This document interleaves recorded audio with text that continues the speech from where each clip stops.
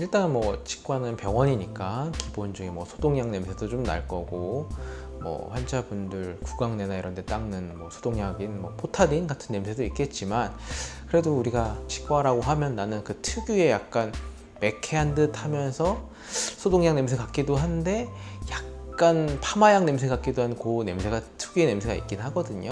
그래서 그거는 사실 이제 GOE라고 해서, 이거는 줄임말이에요.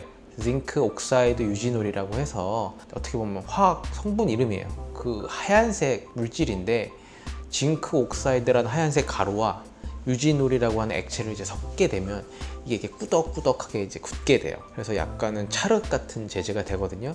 그거를 굉장히 넓은 용도로 이제 치과에서 쓰고 있어요. 보통의 경우에는 이제 제일 많이 쓰이는 거는 우리 치수 진정 효과라고 해서, 충치가 생겼을 때 이걸 넣어놓게 되면 조금 통증이 줄어들어요.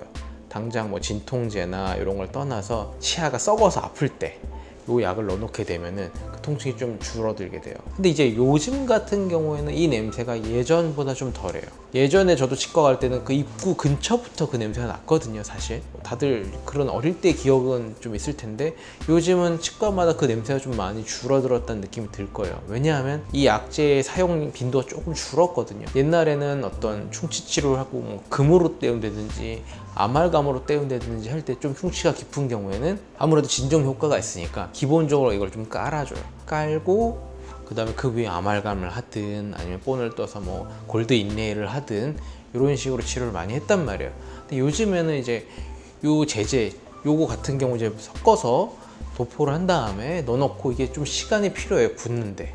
그러다 보면 아무래도 내원 횟수도 또 발생할 수 있거든요. 왜냐하면 이걸 넣어놓고 젖은 솜으로 이렇게 굳힌 다음에 하루 정도 있다가 와서 해야 이 재재가 완전히 굳게 되고, 그 다음에 다듬어서 무언가를 할 수 있으니까. 그래서 내원 횟수가 한 번 더 늘어나게 되죠. 그래서 요즘 같은 경우에는 뭐 충치 치료할 때 뭐 밑쪽에 이제 시리지 말러 이제 베이스라는 걸 깔게 되는데, 그런 걸 까는 것들이 바로바로 그냥 굳혀 쓸 수 있는 제품들이 나와요.